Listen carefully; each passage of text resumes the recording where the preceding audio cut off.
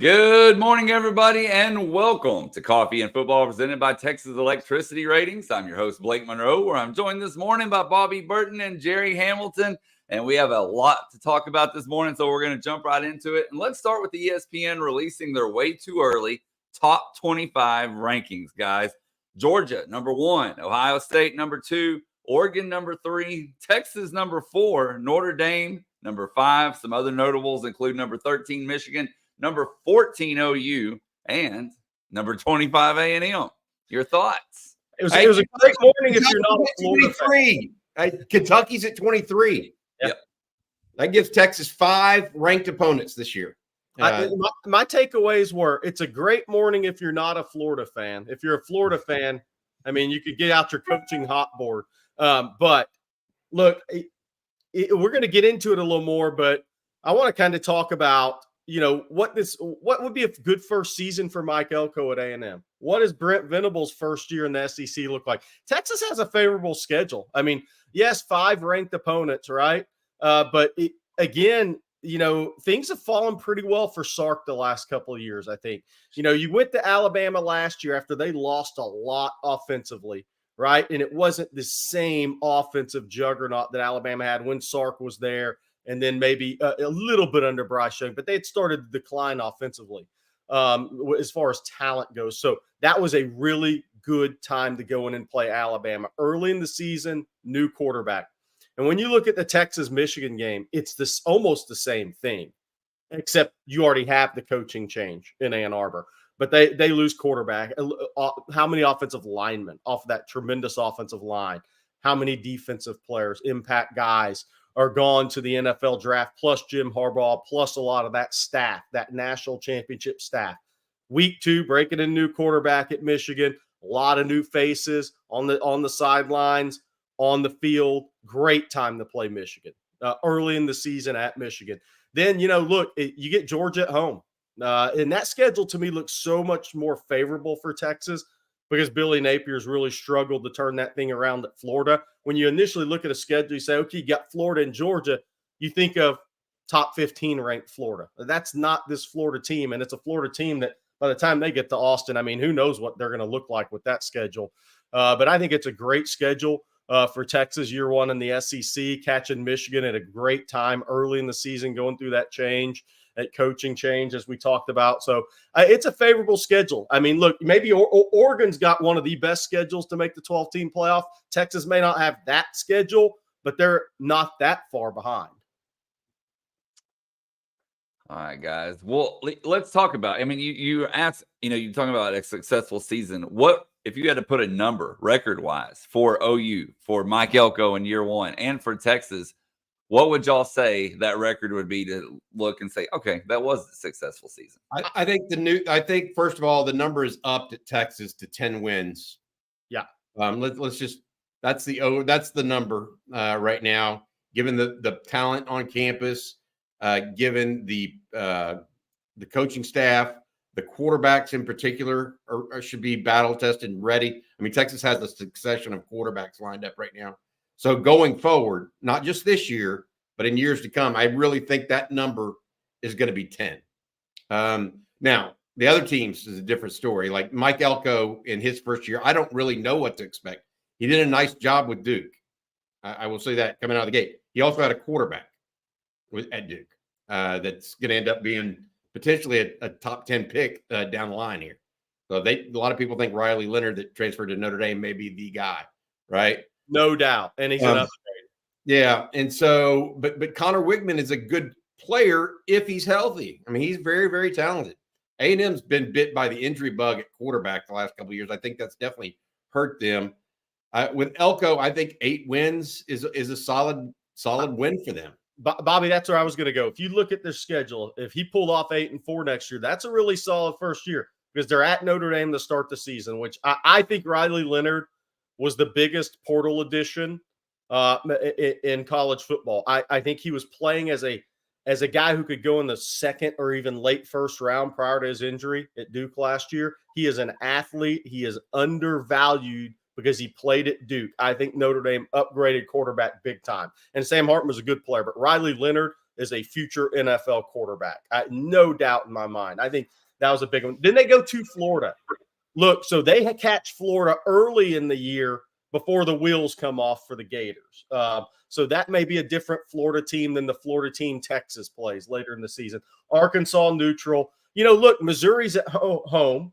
Then you're at Mississippi State. You have LSU at home, at South Carolina, at Auburn, and then Texas. So, I mean, if he goes 8-4 in year one, I think Mike Elko's had a really good year in College Station. I would say it's probably a 7-5 schedule.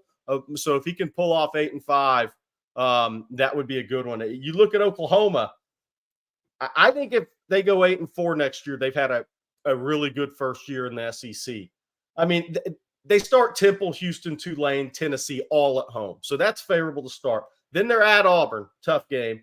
Then they have the week off before Texas, South Carolina, at Ole Miss, at Missouri, at LSU, Alabama at home. If you go 8-4 on that schedule, that's a pretty good first year in the SEC for Brent Venables. But is that good enough for Oklahoma fans? Because they're going to have a new quarterback, new offensive line. If they can go 8-4, that's a pretty good year.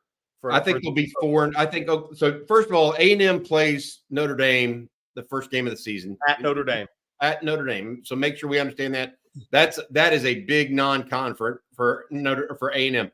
Notre Dame will be heavily favored. No doubt. Okay? So make no bones about that.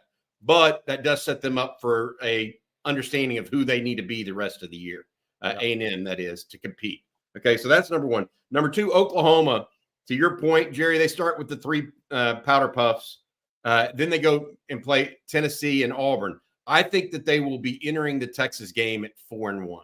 Yeah, they'll likely split Tennessee and Auburn. They'll lose to Tennessee most likely and beat Auburn most likely. Now, granted, those games are home and away in a way that you wouldn't think, but I feel like, look, I think it's possible OU wins 7 this year. 6 or 7.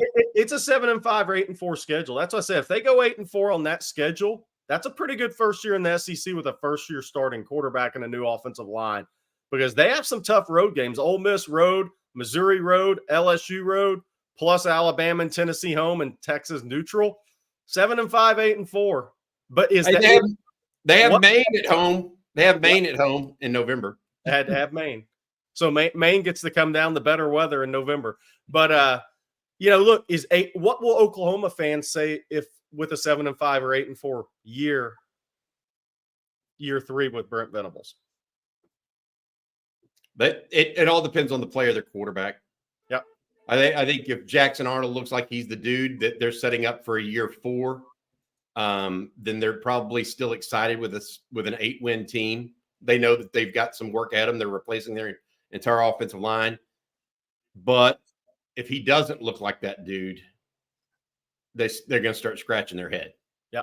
And don't forget, they've got 2 new coordinators coming in. Seth Luttrell's taking over for Jeff Levy. Ted Roof is out at Oklahoma. So they've got new coordinators. They got a whole new offensive line. They got a new quarterback. This is a new era for Venables, in that Dylan Gabriel and that style, that Jeff Levy style of offense, is what they were about. Now they're morphing, I think, into what Brent Venables wants to be about, which is a more defense-first unit. Here's where it gets tricky for Venables, where the fan base, he could catch a little bit from the fan base.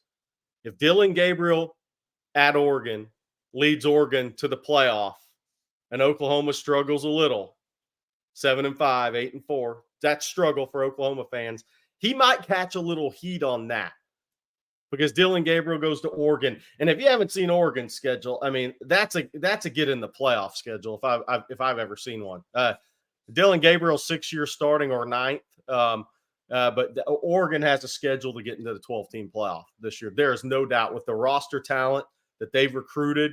They have some, if your road games in this schedule are at Oregon State, who won't look anything like Oregon State last year, at UCLA. By the way, Deshaun Foster, the new head coach, Bobby, I think you got him number 1 rated running back in the country when he came out of high school at one point. But you got to have Ohio State at home. But at Purdue, at Michigan, at Wisconsin, Washington at home, which who knows what they're really going to look like this year. That's a great schedule if you're Oregon. I got to say this. Not many people realize this. Deshaun Foster was almost a Texas Longhorn. That's right. They came in second. Yep. UCLA and Bob Toledo was the coach back then. Recruited him, and Texas was on Deshaun Foster earlier than other big teams out west, and had just had success with Ricky Williams, obviously from California. Deshaun's originally from Tustin, and so Deshaun Foster was, I wouldn't say this close, but Texas definitely finished second for Deshaun Foster in recruiting. And by the way, congrats to him on his first head coaching job, obviously at his alma mater, and good luck, best of luck to him. I mean, God, yeah, that's going to be a tough one. He's got a lot of work ahead of him. UCLA's, it's going to be one of those jobs where you just have to wait and see. Yeah, I think that some of these teams are buying into the idea. Oh well, we'll get revenue sharing. Okay, they're right. They will get revenue sharing. Players will get revenue sharing. That doesn't mean that NIL is the genie in the bottle, and NIL is going back. The genie's out. So even with revenue sharing, NIL is likely to be a part of this. So, if one team has NIL and another doesn't, what's the fairness in that? Wills and Levers, Dylan Gabriel, close to 28 years old. I'll look that up, but I mean, he's got to be knocking on the 25 door for sure. Hey, somebody asked me the other day, y'all realize, I mean, Kyle Shanahan was at 2 Super Bowls. He's been the head coach in, the offense coordinator in another one. You realize he's only 44 years old? People wanting to, he didn't do this right. He didn't do that right. He's 44 years old. He's not like some old dude that can't get it done at 65. I mean, not I'm 54, so he's not like this washed up coach. People are like, oh, he can't get it done. He's 44. I mean, he's still learning. People don't, he should already know everything. Coaches, absolutely. I mean, when did Nick Saban win his first championship? In his 50s? Think about Andy Reid. How long has he been coaching before he started winning Super Bowls? Andy Reid was the one that couldn't win the big one in Philly. Yep.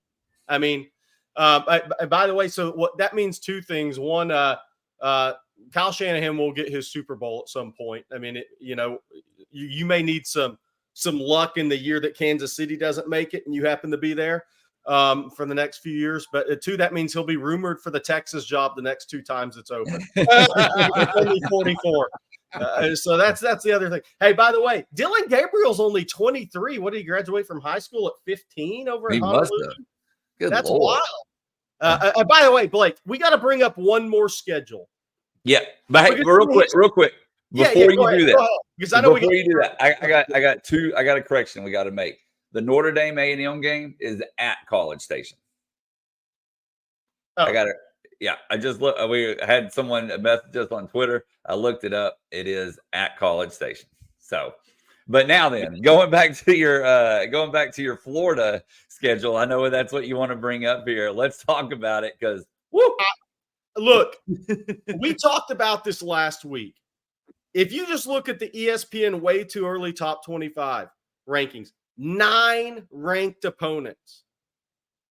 And that doesn't count at Mississippi State and UCF. I've never seen a schedule this difficult in my life ever in college football. I feel bad for Billy Napier that this is his make or break year. I know they have some of those home games, Miami A&M at home, right? Kentucky's at home. But if he goes 6-6 or 7-5 on this schedule, that's a pretty good year. I mean, because who knows in November, Bobby, you hit on November. Look at their November. Texas, at Texas, LSU, Ole Miss, at Florida State. Georgia, Texas, LSU, Ole Miss, Florida. That's 5 teams ranked in the top 15. And Kentucky.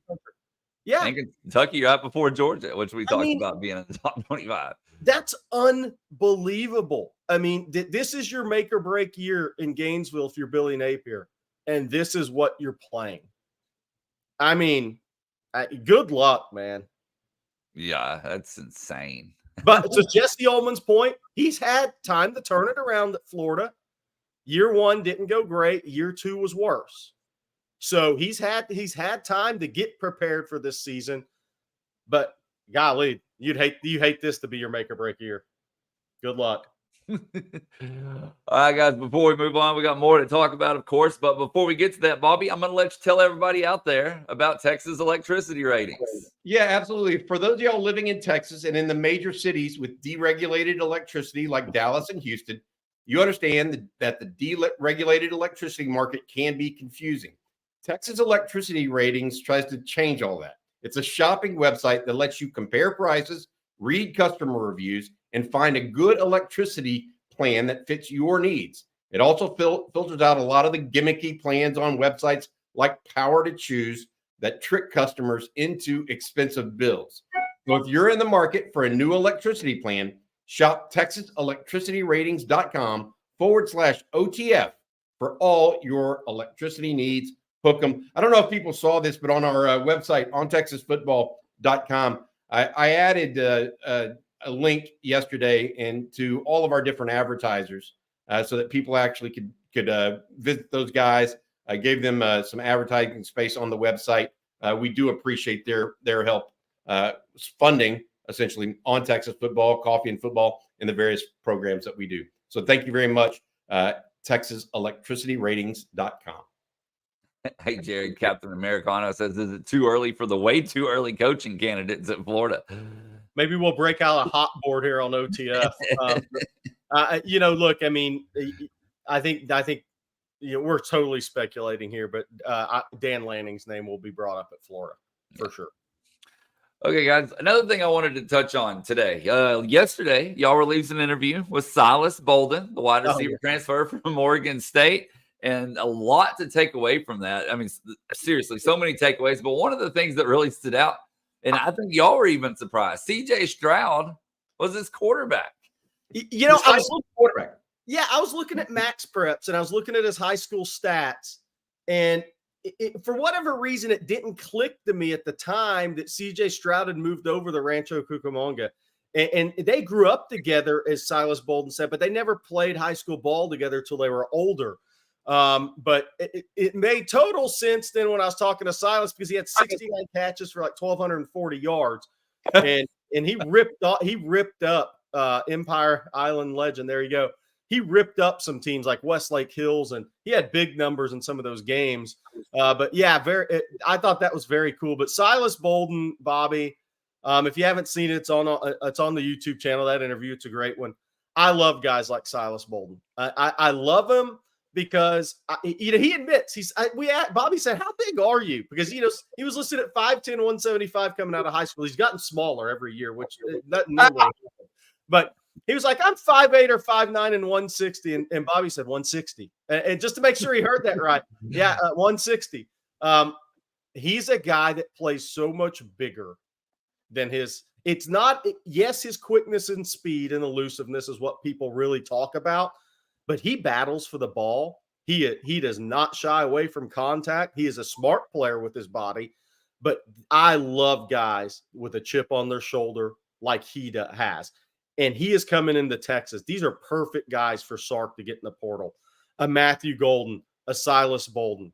Guys that feel like they were overlooked a little bit in high school, even though we had Matthew Golden top 200 in On 3 when I was part of rankings. But guys who feel like they were overlooked in high school. You can get guys like that out of the portal and bring them to a Texas program that already has one of the most talented rosters in the country.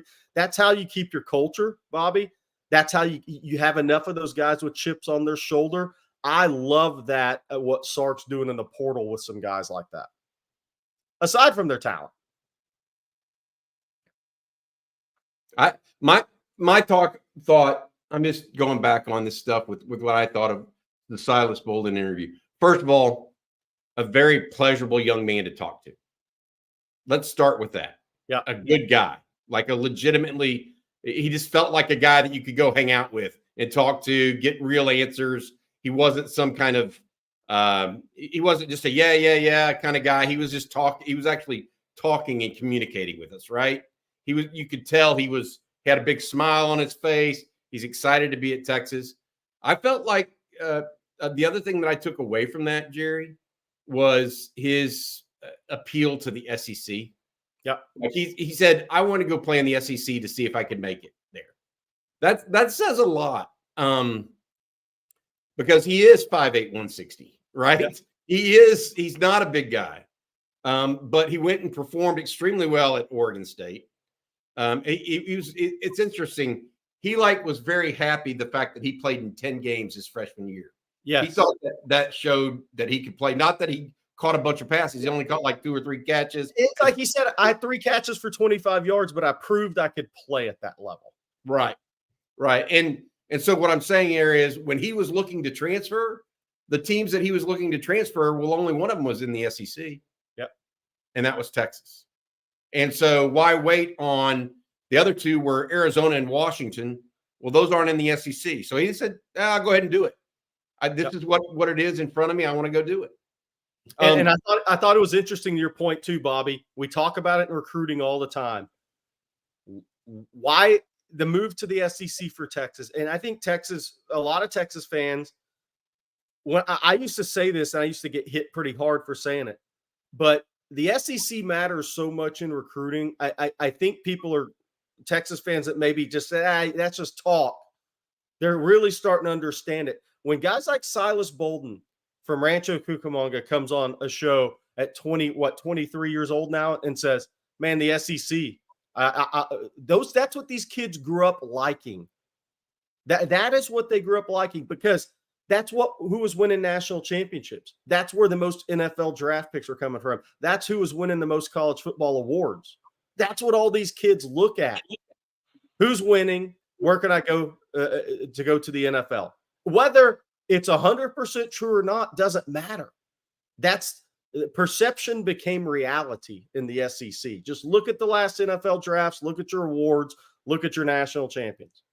That's what kids grow up watching. I get it. I get it. I think that for me with him, the other thing that I'll take back is just, Sark didn't tell him you're going to play this position or that position.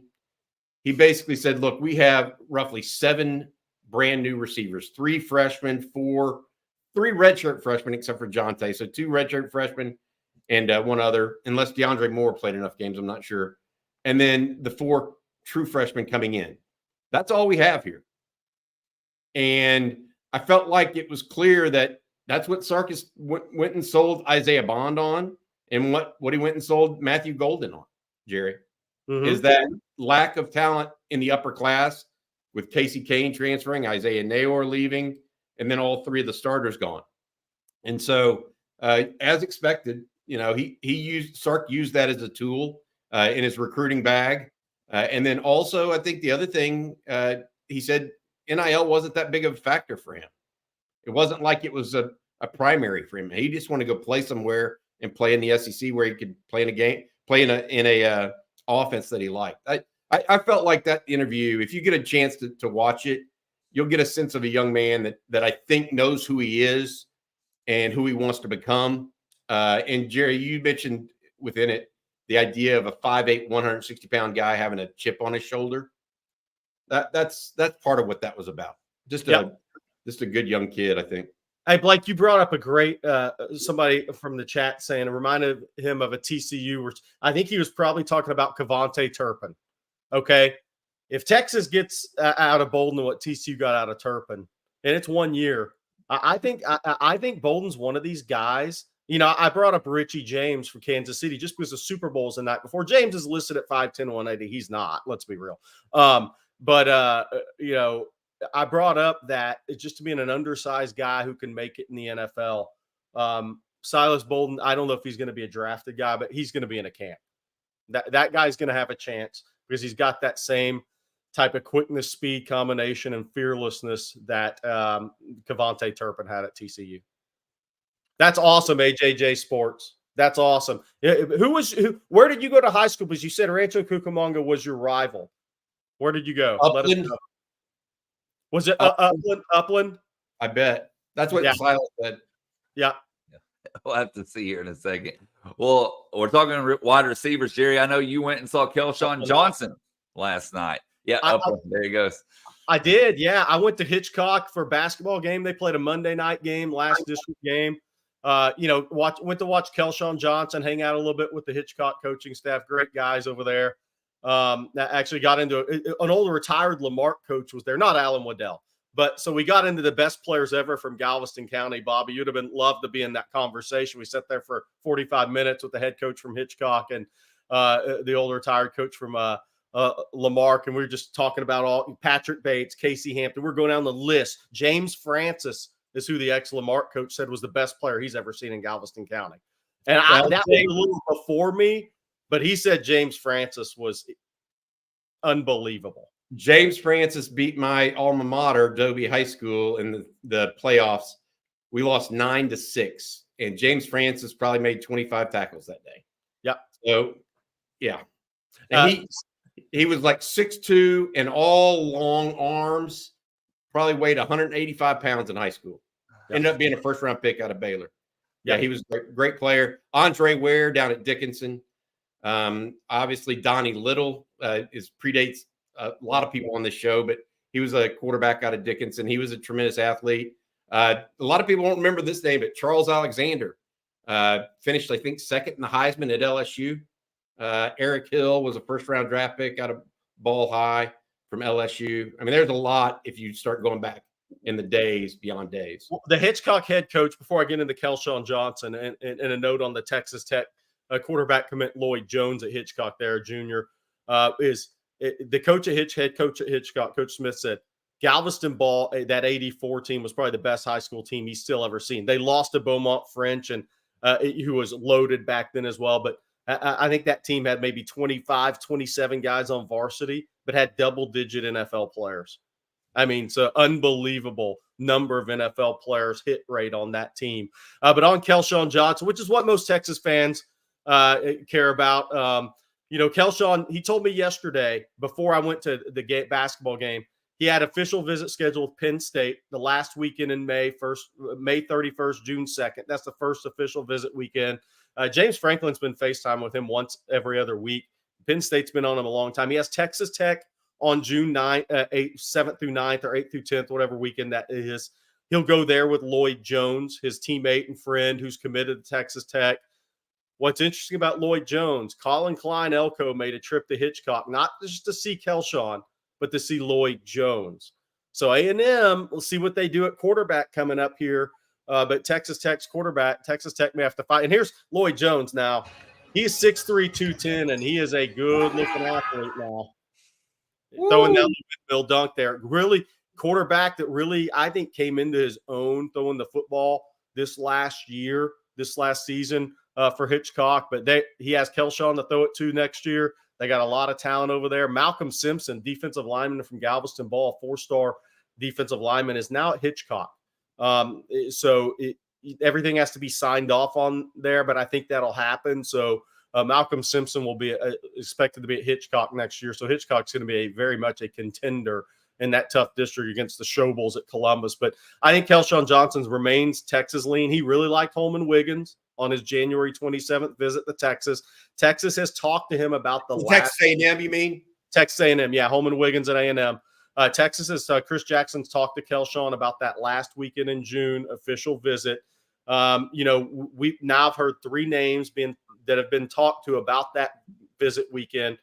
Mike Fasusi, offensive tackle at Louisville, Tyler Thomas, offensive guard tackle from Dickinson, and Kelshawn Johnson. So Texas, in talking to that Hitchcock staff, Steve Sarkisian, the staff was very upfront when they made the visit to Hitchcock. They said, we're going to have two big visit weekends in June.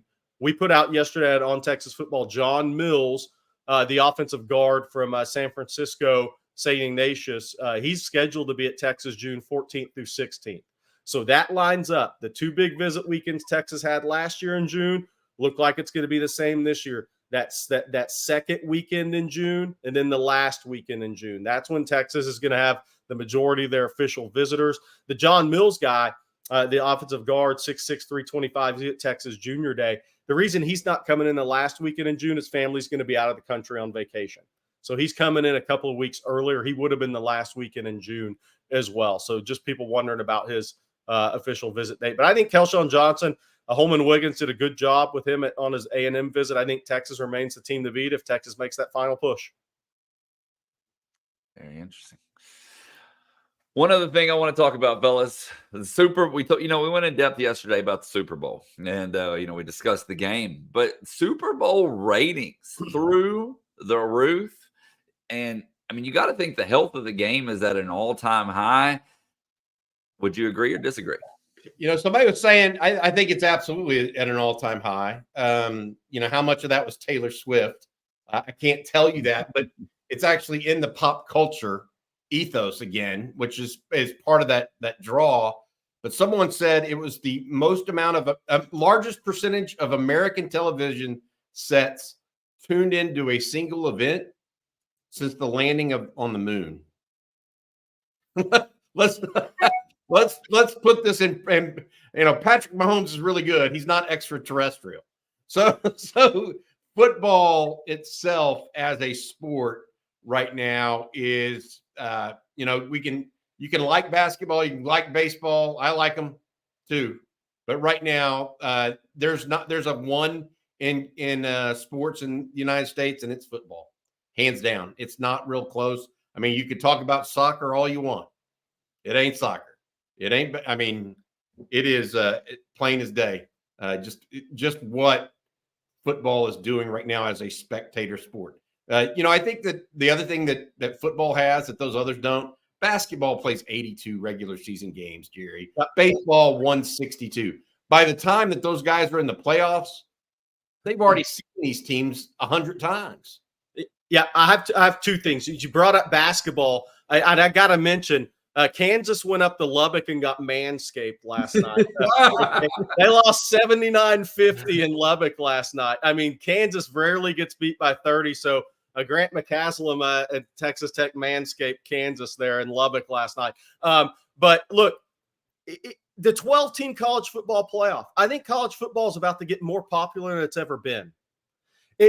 For the last few years, I think a lot of fan bases felt like we don't really have a chance.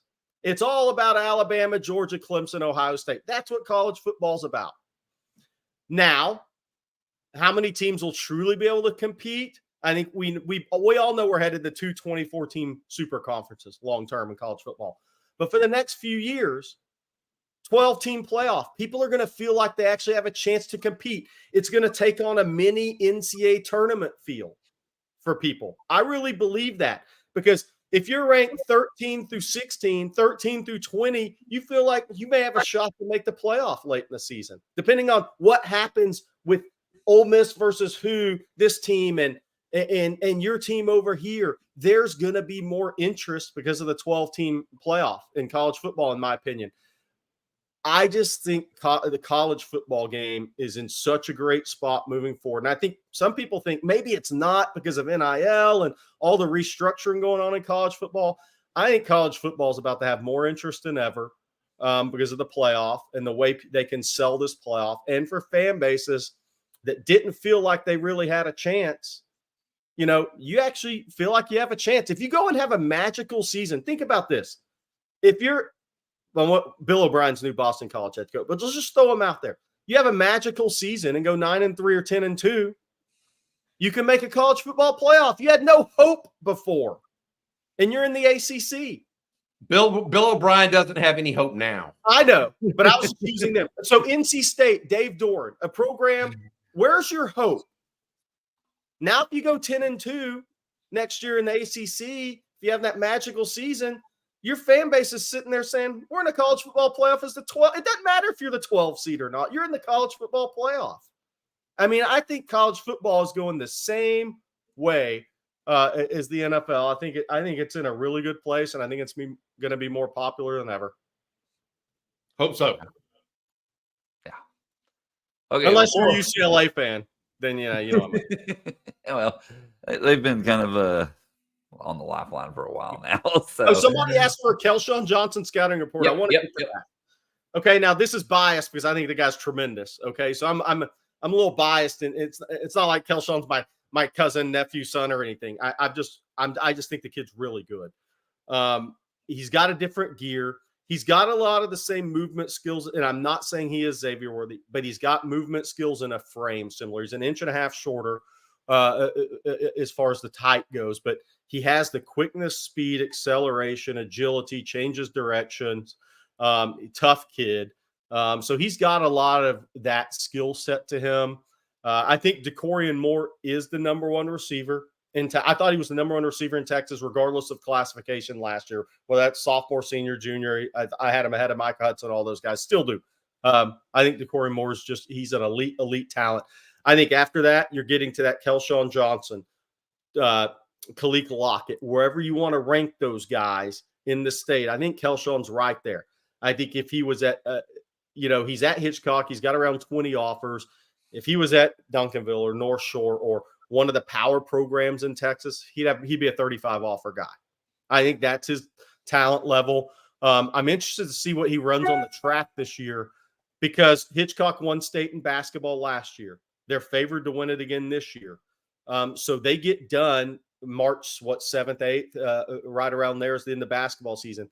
Then he's got to get into track mode. Track season moved up a week this year. They already started meets in Texas last week. On Friday was the first meets of the year. So what is he going to run on the track? He's a guy, Bobby, that will run 10.6, 10.7, but doesn't train for track. He's a small school guy that goes to football, the basketball, the track. So it's not like he goes and trains with a AAU track team or those sort of things. So if he busts a 10.6, 10.7 consistently late in this track season, he ran 10.49 wind aided in the regional meet last year. But if he busts a 10.6, 10.7 consistently, that without even realizing how fast he can be one day, he's got a chance, man. All right, fellas. Well, I need to tell everybody out there about one of our sponsors in Manscaped. And 2024 is here and in full swing, and that means it's time for a New Year's resolution check-in with our friends at Manscaped. Why are you doing this, Reed, instead of Jerry? Hey, we rock, paper, scissors, shoot. Yeah. But newsflash, Bobby, it's never too late to level up your grooming game and get your bush tamed. Manscaped's new Lawnmower 5.0 Ultra is every man's cheat code to look good, feel good, and turn the page on confidence this year. Whether you're going for a trim or that clean-shaven look, this trimmer has you covered. It's trusted by over 10 million men worldwide, and now is your time to get a grip on your grooming with our exclusive offer. Go to manscaped.com, use promo code ONTEXAS. They're going to give you 20% off plus free shipping. The ball has dropped, but don't drop the ball on your balls. And introducing the MVP of 2024, Manscaped's 5th generation lawnmower. It's not just a trimmer, it's your grooming sidekick. It's equipped with 2 skin-safe blade heads, a standard one for taking a little off the top, and a new foil blade to go smooth wherever your heart desires. It's like having a personal stylist at your fingertips or, well, wherever you need it. Get 20% off and free shipping with the code ONTEXAS at manscaped.com. Embrace the new you and definitely embrace the new trimmer courtesy of Manscaped. Look, I just never heard Blake read it. I wanted to be here live for the read. So that's, And by the way, congrats again to Texas Tech on manscaping Kansas on the basketball court last night. That was ass kicking. A friend of, we were talking about Deshaun Foster earlier, Jerry. A friend of mine sent in, and a friend of the program sent in a photo he has of his old national recruiting advisor Awesome. book, and that's at rivals.com recruiting in review. Left to right, that's Ronald Curry. Yeah. This is back when I was the publisher of the national. Huge Mac Brown flip from Virginia. Yes. North Carolina, went from Virginia to North Carolina. Chris Sims is the second one there, the left-handed quarterback. Deshaun Foster, that's Deshaun Foster in high school. Yep. And then the one on the far right is TJ Duckett. I don't know if you guys remember him or not. First-round pick for Michigan State out of Kalamazoo. I went and saw him in person that year and saw him. He's a tremendous high school player. Running back and linebacker in high school, Jerry. Just free. Oh, yeah. Put that in. I thought that was interesting. Deshaun Foster, of course, being the topic earlier today. He's the new head coach at UCLA. By the way, TJ Duckett, LeVar Arrington, two of the best linebacker / running back guys in the history of high school football. Is just those sick, big-bodied athletes. I mean, LeVar Arrington. So TJ Duckett was a powerful athlete. Right. LeVar Arrington was just a super freak. Super freak. Yeah, Out of Woodland Hills in Pittsburgh, right?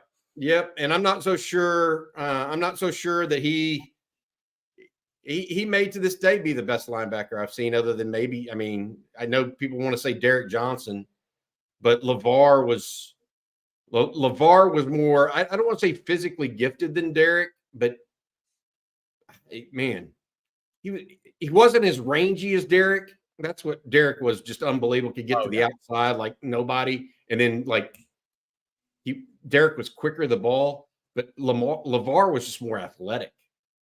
If that makes, like Lamar would be a great edge rusher in today's game.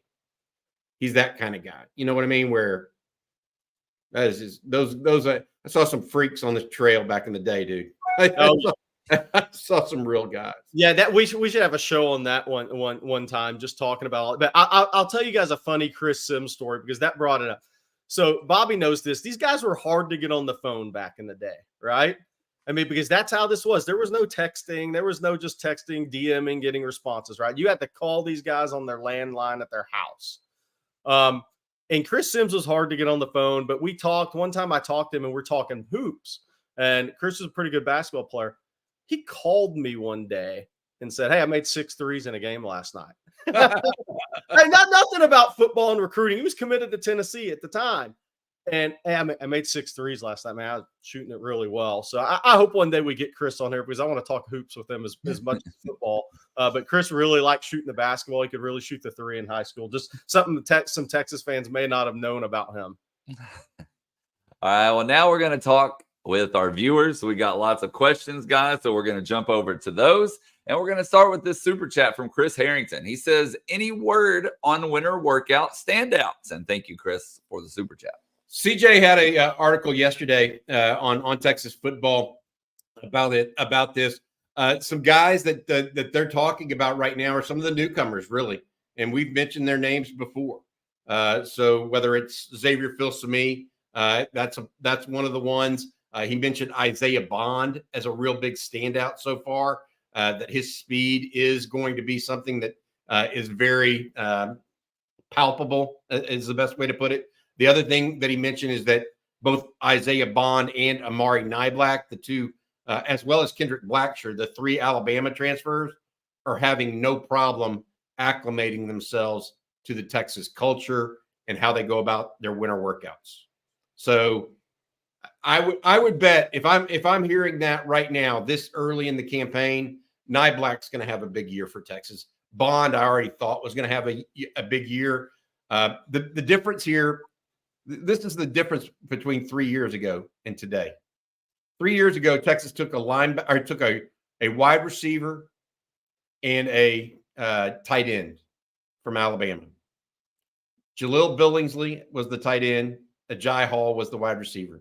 Both of them were kind of on the outs with Nick Saban. Not really in their future plans very highly. 2 years later or 3 years later, Texas takes Alabama's top receiver and top young tight end. It's just that shows you where Texas has gone from a personnel standpoint.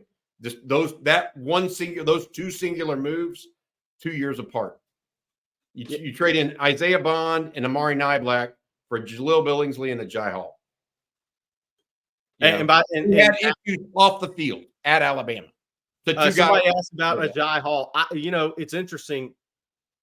He went to 5 high schools in 4 years, right? He went to a lot of high schools coming out. Alabama kind of took a risk on him, knowing there were some things there. I don't know if he has resurfaced anywhere else. I don't think he has. I would be shocked if he's not playing somewhere this year. But where that is, I'm not even sure on. But man, was he a talent. He was a heck of a talent. He was so talented that Nick Saban took a chance on him, which Nick passed up a lot of players. But Nick took a chance on a guy that he knew, okay, there could be some issues here. That's how talented Ajay Hall was. And by the way, Andrew Makuba also mentioned early on. I've heard Brandon Baker, Daniel Cruz fit right in with the Texas culture and offensive line. Both those guys have done very well early on as well. I was trying to find something on Hall, but social media, nothing says anything. Yeah, I don't think some people in the chat are asking about CJ and where CJ's going to start doing a lot of the night live streams with folks or with us. He's also going to be focusing on the website as well. So you'll see more and more of CJ in the evening time and during our mid-afternoon programs. Guys, Lemonhead 10 says, who are going to be the starting wide receivers the first day of spring ball, and who will be starting by the spring game? Boy, so I think Cook, Bond, yeah, and Golden, yes, to start spring ball. It'll be those three. What happens when Silas Bolden comes in? What happens when they get a real look at Ryan Wingo or any of the other young receivers? How far along has DeAndre Moore come this year? I mean, can Moore compete with Matthew Golden? I don't know. There's going to be – look, I think the three for spring ball are Cook, Golden, and Bond, okay? Once Silas Bolden gets into town, I don't know what it's going to look like.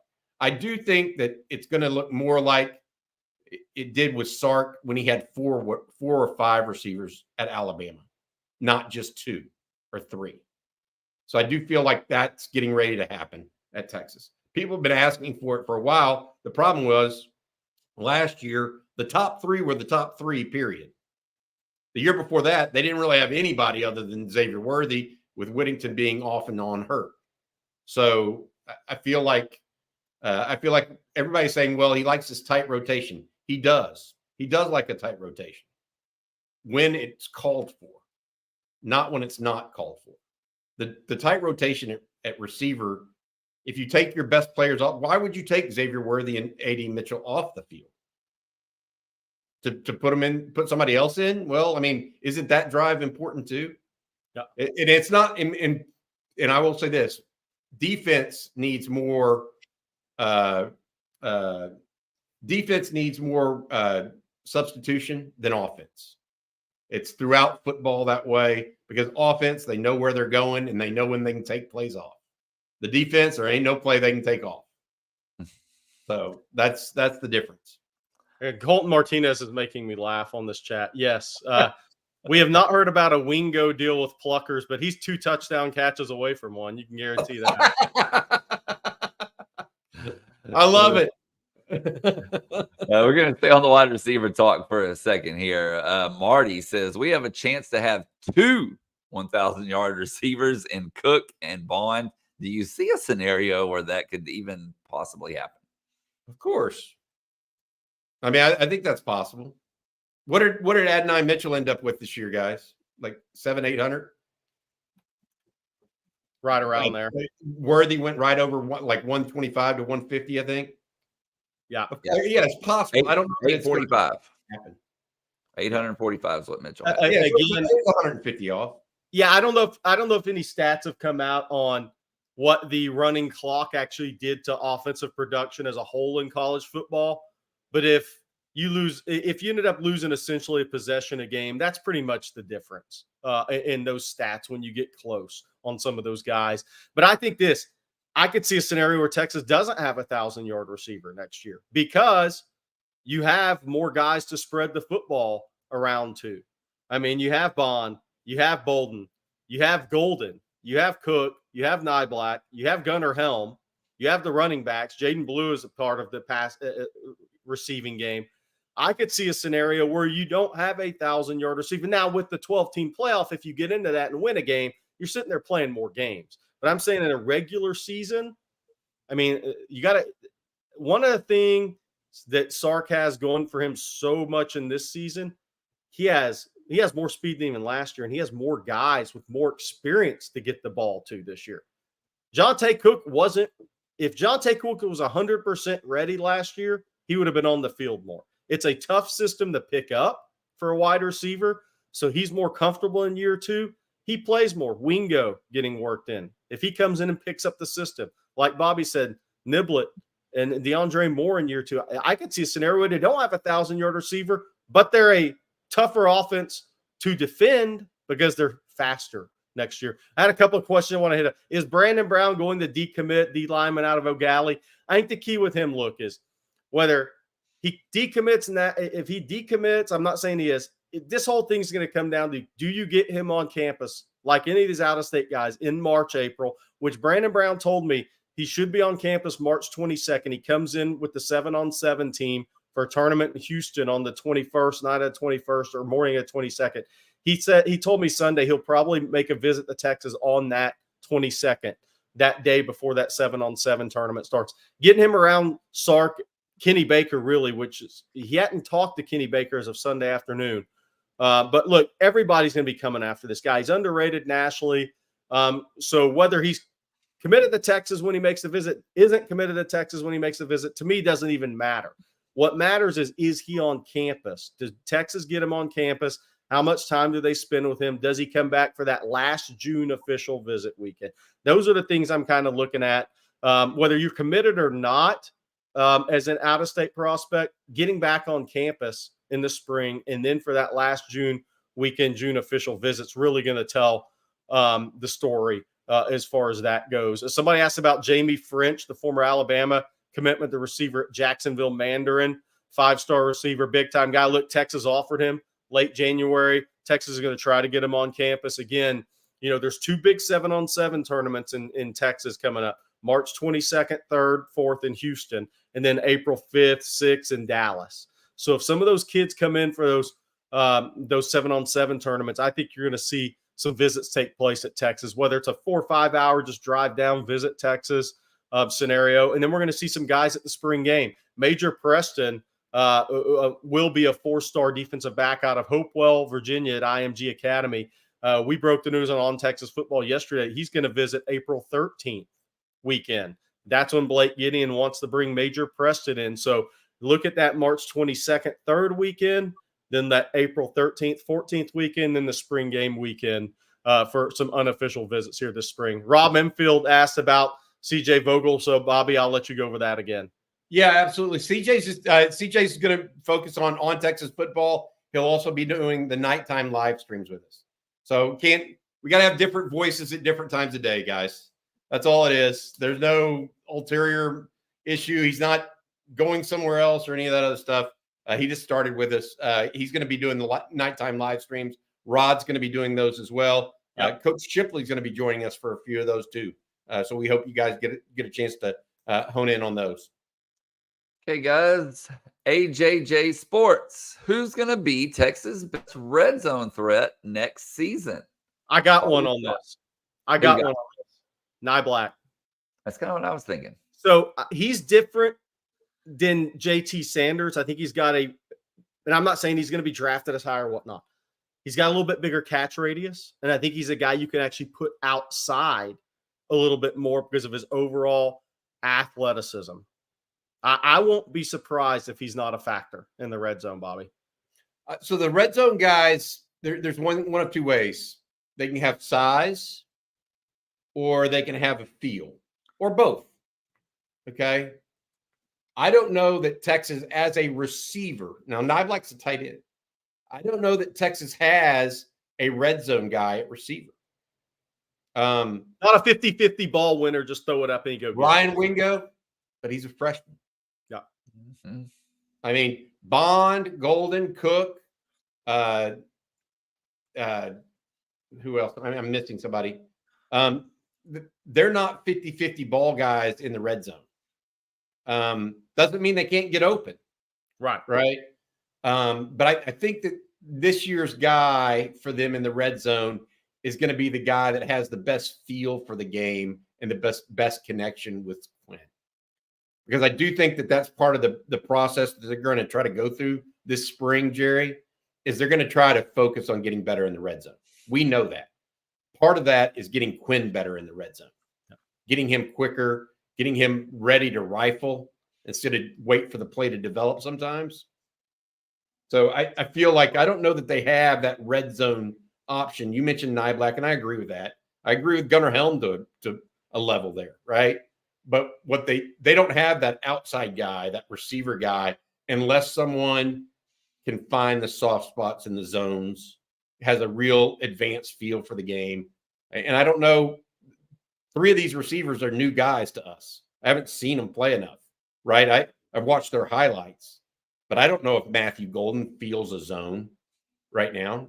I don't know necessarily if Isaiah Bond does, although I will say he made a couple plays that I would think he might, but that would be my concern.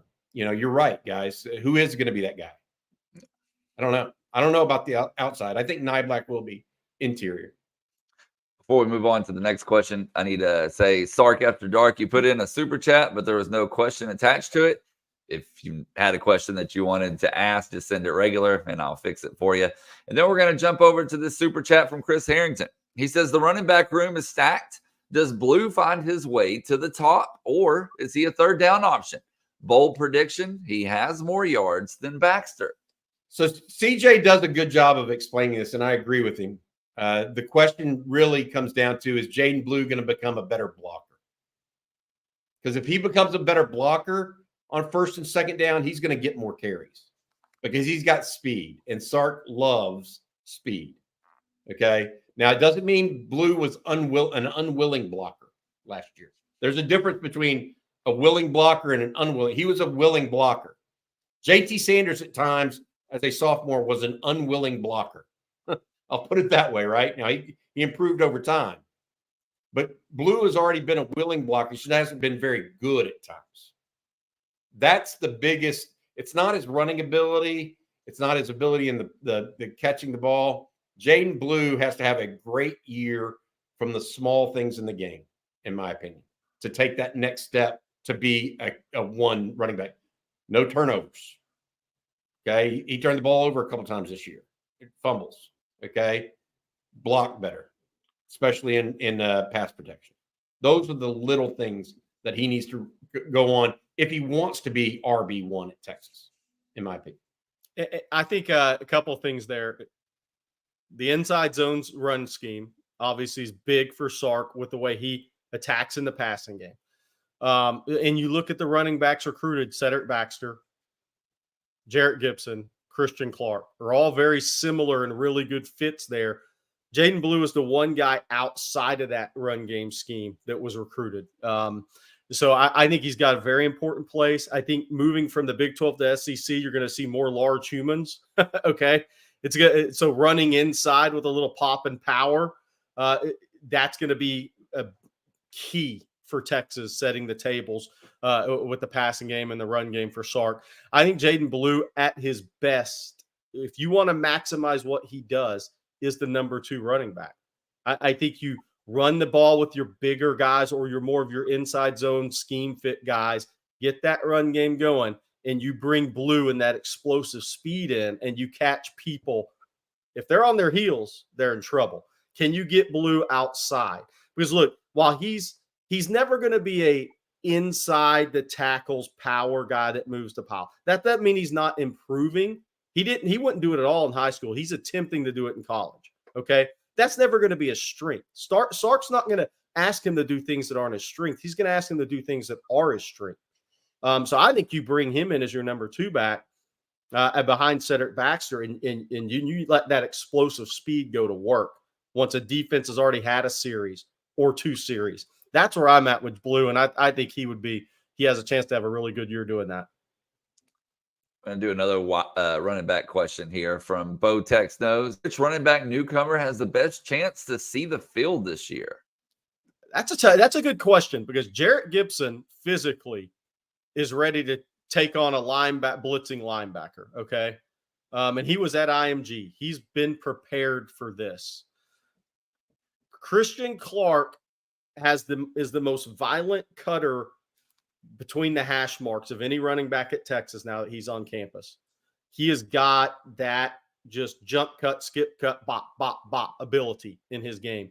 I went shot, and Christian Clark, I think, is going to put on weight fast, and he's got a strong lower trunk naturally, the hips, the thighs. You see him in person. I think there's a chance he could end up being the short yardage back, guys, red zone back, because I think he's got that body type, that lean, and those type of feet. He plays through contact really well too, naturally. Yep. I just don't know if he's big enough yet for the college game. He may need some weight. I think Gibson probably plays more as a freshman because of what you just described, Jerry, the size. I mean, he is physically ready to go. Physically ready to go. And of course, all these things we talk about, what does it come down to? Can you pick up Sark's scheme? Yeah. Can you pass pro? Even though they're not going to be trusted to pass pro much, but how do they adapt to the physicality of the Power 5 game? Hey, Jerry, what do we think of this ESPN top? We talked about it early, this top 10. One of the things we didn't talk about is, do we have any questions among the guys in the top 10? Like, I'll give you mine right now. Yeah. Missouri coming in at number 7. Okay. They had a good offense this year. And Luther Burden's back, the quarterback's back. But man, their defense got them by. And all those guys that Barry Odom had when he was the head coach there, I mean, they've got 3 draft picks in the top 100 that are on defense that are coming out. Yeah. I mean, are they going to be good enough on defense to still be in that discussion? They're going to need a couple of guys that they got out of the portal to be impact players, and that's Corey Flagg, the linebacker from North Shore who was at Miami. Undersized, but he's got to have a big year for them. Then McClellan, the D lineman from Oklahoma or Arkansas area that was at Florida that picked Missouri over Oklahoma. He's got to come in and have a big year for them. That's kind of going to be their key. But here's the thing with Missouri. They snuck up on people last year. This year, they're going to be, when teams run out of the tunnel to play them, it's a different game. And that's going to be the big thing for Missouri for me is they're not the hunted. I mean, Georgia, Alabama, Texas are the hunted in the SEC, LSU, but they're looked at different. And so they're going to have to respond to that. But they got to have guys out of the portal that they got on defense. I think they did a good job in the portal. Those guys are going to have to be impactful for them. And by the way, Penn State at 8's interesting to me. What about Notre Dame at 5? Oh, I think they're loaded. I like Notre Dame. I believe I'm a Riley Leonard fan. I watched him against Clemson. Just the athleticism, that functional athleticism he plays with was a little bit more than that. I mean, look at David Cutcliffe's quarterback evaluations, by the way, in his career. I mean, just that's a show in itself. I think Riley Leonard was the biggest win in the portal for any team. Sam Hartman was a good player, but I think Riley Leonard takes them to another level at the quarterback position. I think Marcus Freeman I'm not saying he's winning a national championship. I'm not saying, but I think he's got a chance to make some noise this year with Riley Leonard. He needs to step up a little bit. Marcus Freeman does. Because, I mean, he's going to get a couple of free years in South Bend because they tend to take some time with their coaches. But he's got enough talent to compete at a higher level than he is. Ray Potter over under 2 IMG commits this year. I'm going under because what are the odds you're going to get two years in a row? Hey, who was the defensive back that set up the visit to Texas? Major Preston. He's a corner safety. He's out of Hopewell, Virginia. Very talented school in Virginia. Transferred down to IMG. 6'1", 175-pound, versatile DB. Obviously, when he visits Texas, he'll have Jordan Johnson-Rebel and Jarrett Gibson showing him around campus. But it's Coach Gideon, who he's been in contact with since Texas offered in late January and wants to told him that April 13th weekend for an unofficial visit. And that's when Preston said he's coming in. Hey, I want to get y'all's opinion on this because they've been talking about it in the chat a little bit. David Williams said JT Sanders was the best tight end to ever play at Texas. Bobby, you're shaking your head. No. A lot of people have said Thomas. Finley, of course, has been brought up. Who would you put at number 1 at that position in the history of the Longhorns? Well, so I can't say this, but the one that comes to my mind is Lawrence Sampleton. But he's an era before these guys that y'all are talking about. So if we just talk 2000 and up, I think it's Jermichael Finley. I think he's the most athletic tight end. Like, Jermichael Finley is the most athletic tight end to ever play at Texas. Both Scaife and David Thomas were, in my opinion, both better than JT Sanders. So JT's a top 5 tight end. I don't know if I know he had the most yardage, or I don't even know if he had the most yardage, But my point being, I wouldn't necessarily put him in that, David. I see him as a little bit different. So for me in my years, I think David Thomas was the best Saturday player at Texas at the tight end position. I think Jermichael Finley was the most talented guy. He just wasn't there long enough. He went to the NFL and got on with it after a redshirt sophomore year. A lot of people don't remember this. David Thomas, the year that Texas won the national championship, he did not drop a single pass all year that touched his hands. If you had PFF and analytics back then, how many of assignments would he even have missed throughout a national championship season? I bet it would have been under 10 plays he missed an assignment on the whole season. He was a fabulous Saturday player at tight end in college football. Jermichael Finley, who we had on the show before, I think his upside was the highest of all these guys. I would take the Cash brothers over JT Sanders too. And by the way, Bobby, you can speak to this. VFL Texas brought up Bo Scaife. I don't think Texas fans that didn't follow recruiting back then will ever appreciate that player Bo Scaife was before 2 ACLs. That guy was probably the most talented tight end Mac Brown ever recruited at Texas. But just the injuries, he still had an NFL career despite 2 ACLs. Bo Scaife returned kicks in high school before his ACLs.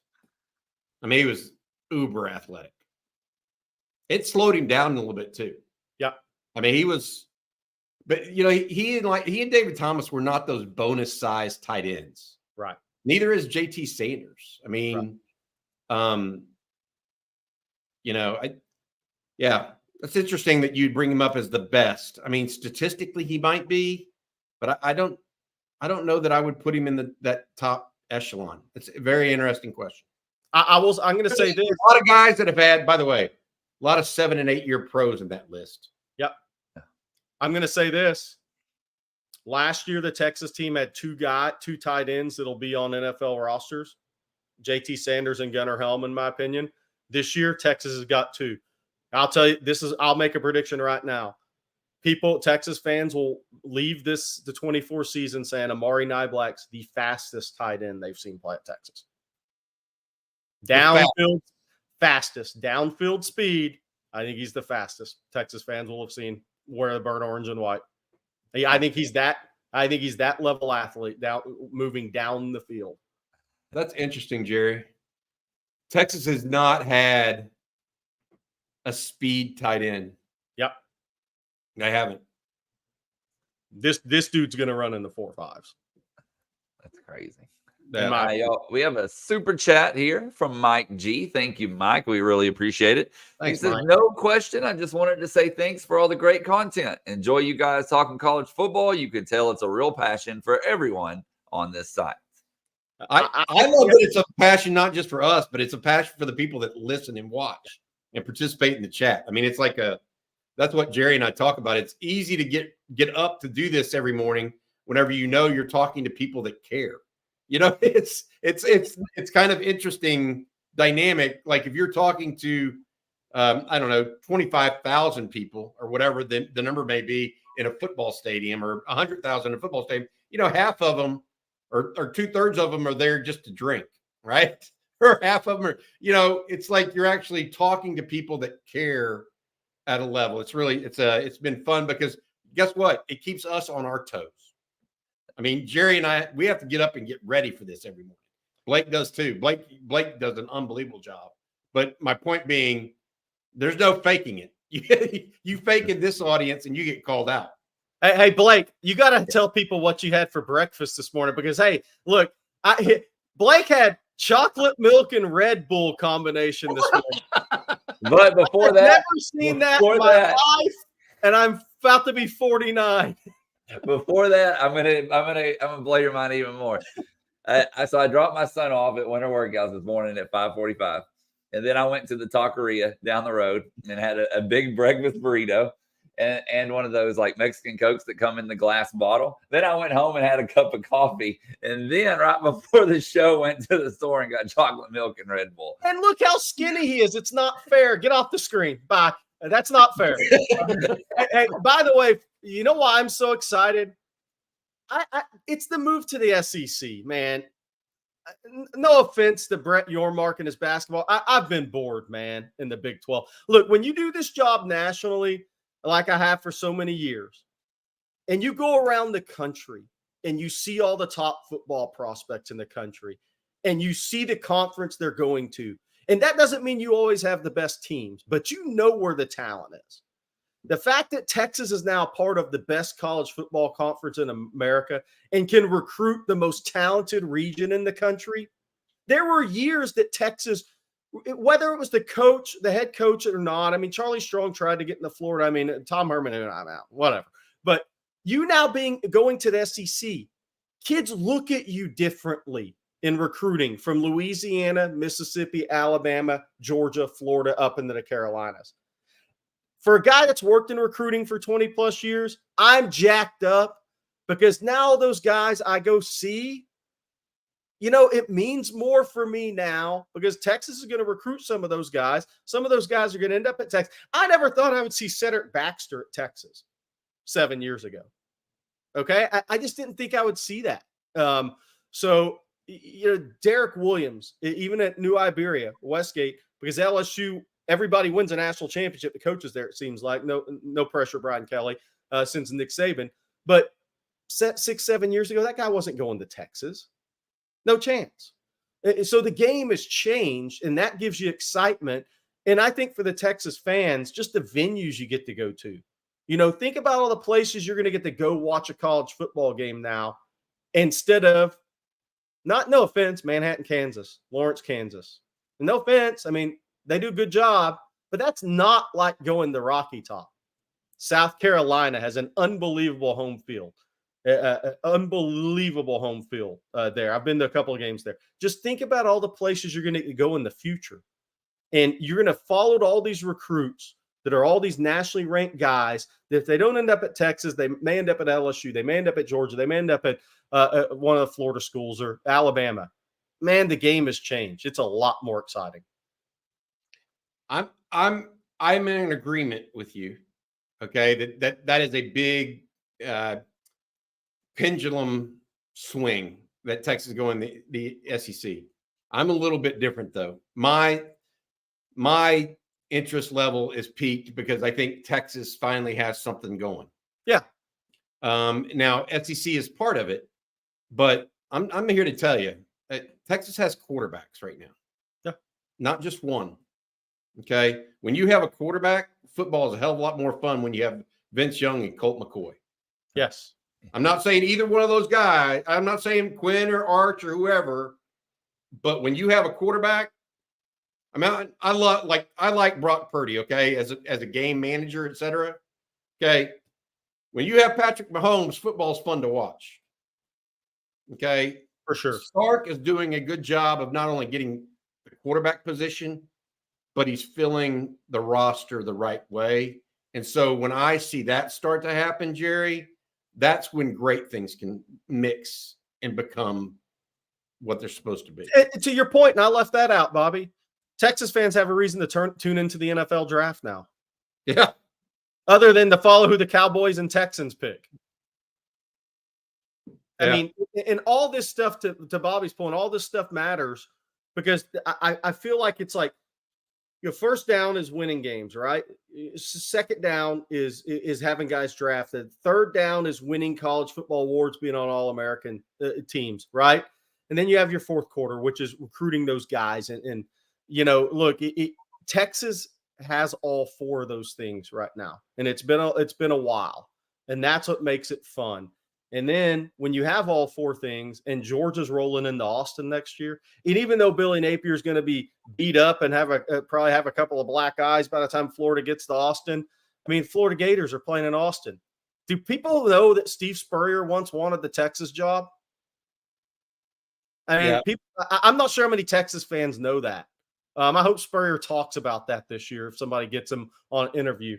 But, I mean, just think about everything that's going on in the future for Texas football. Texas athletics, people brought up baseball. I mean, Blake, SEC and baseball is, oh my gosh. So much better. Dude, with Texas and OU going into Big 12 and SEC and baseball. Give me a break. It's like watching, comparing the minor leagues to the majors, essentially. I mean, it's going to be that much better for sure. Okay, guys, a couple of super chats before we get out of here. And we're going to start, since we're talking about SEC, we'll start with this one. Sean says, when will we learn what the 2025 conference format will be for the SEC? Talk behind the scenes is 9-game schedule. Format, I don't know. But 9-game conference schedule is almost assured at this point, is what I'm being told. So this year's an 8-game conference schedule. 9-game conference schedule going forward in 2025 and beyond. Pods, all that other stuff, I think it's to be determined. No. And then Jerry's Manscaper says, do you see Neto and Williams taking the starting jobs? Feels like this is the best collection of O-line talent top to bottom we've had. I've missed you, Jerry. That's funny.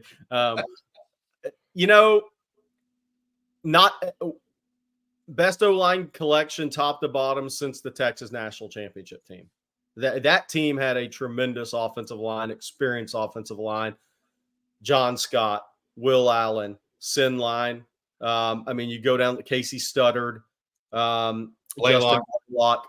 Tony Hills was a young offensive lineman on a team like that. You look at kind of the depth on the offensive line of that team.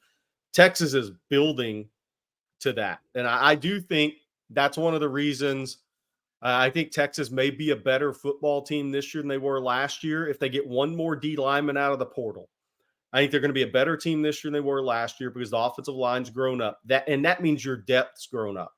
And that Flood's kept all those guys in Austin. This is year 3 for Neto. This is when I think he takes a step. These guys develop at different times. Cam Williams, this is the year he becomes the player instead of the prospect. And just the young guys, Cole Hudson, if he can stay healthy, what does that do for you? Connor Robertson, year 3, if he can stay healthy. So you kind of talk about the experience back, the young guys. Trevor Gooseby, a guy they really like, 6'8", 315. Jaden Chapman, a guy they really like, really athletic. Connor Stroh, maybe the strongest lineman in the program, right? Andre Kojo finally turned 17. Who knows what he'll be when he's 18 or 19, right? So you look at some of the young talent developed on the offensive line, and it's exciting. And you put an experienced offensive line with a third-year starting quarterback, a tremendous talent at backup quarterback, which I do think he'll get on the field some this year to get him ready, and then a faster team on the outside, whether that's with Nyblack at tight end, your receivers, Bond, Bolden, Golden, Jonte Cook year 2, Jaden Blue out of the backfield. Texas is going to be a faster team this year, guys, with a more experienced offensive line and a third-year starting quarterback and a backup quarterback that I think is going to be dynamite. I got to say this, the offensive line real quick. I just 8 in the NFL, that 2005 offensive line, Jerry. Yep. Between them, they had 8 years in the NFL for Justin Blaylock, 9 years in the NFL for Lyle Sinline, 8 years in the NFL for Jonathan Scott. Yep. 5 years in the NFL for Casey Studdard. That's 4 of 5 guys that had 5 years plus. Yep. That's if Texas can get that out of its offensive line, that's a strong group, guys. Look, and I'll go on a limb here on this one. Obviously, this is not a big limb. Kelvin Banks will probably be a first-round pick, right? Will he be a top 10 pick? I'm not so sure about that. He's going to be a first-round pick. I think Cam Williams will be an NFL player. I think DJ Campbell will be an NFL player. Jake Majors, Hayden Connor, you get into that. Will those guys? Obviously, Sinline was really good at center on those Texas teams. But you start to look at some of those backup guys at Texas on this team. And I think there's probably that 2022 class going up with 4 NFL players out of it. I still think Neto's got that ceiling. I just think being patient is the key. Cole Hudson, obviously really good before his injuries freshman year. But I think there's Connor Robertson. I think he's a very good player as well. I just think there's a lot of offensive line talent Texas. Now, will they be as good as that offensive line? Like Bobby said, I mean, those guys made a lot of money playing football. And Tony Hills was a backup right tackle in 05. All right, Bobby. why don't you tell everybody out there one last time before we get out of here about Texas electricity ratings? Yeah, absolutely. Texas electricity in deregulated cities like Houston and Dallas, you have an opportunity to choose your electricity plan. Well, you want to get an idea of what other plans are available. Go to the website, texaselectricityratings.com, and they'll give you a sense for what your energy bill would be by type and by provider. That's texaselectricityratings.com. And if you use /OTF, they'll be able to track where you're coming from here and know that we sent you over there. texaselectricityratings.com /OTF. Good luck. They have a surefire way for you to check out and see what plans are best for you. Okay, guys. Well, that episode flew by. There was so much to talk about, a lot of good conversation in there, a lot of good questions that we didn't get to. So I'm apologized about that, but we'll try to get some more tomorrow. Bobby, what do you have coming on later today right here on Texas Football? Well, Jerry and Jerry and CJ go head-to-head with the recruiting breakdown. Then we have the live stream tonight from 7 to 8. Rod Babers joins us, as well as CJ Vogel. And then I know that Jerry and CJ, I did it again to you, Blake. Missaid your name. Jerry and CJ have a bunch of recruiting stuff that will be going up on the website as well on TexasFootball.com. Okay, guys. Well, we want to thank Texas Electricity Ratings and Manscaped for sponsoring today's show. Thank you all for tuning in. Be sure to head on over to ontexasfootball.com. Be sure to check us out there. Join in on the discussion. There's a lot going on there as well, so don't miss that. And for Jerry Hamilton and Bobby Burton, I'm Blake Monroe, and we'll see you tomorrow morning.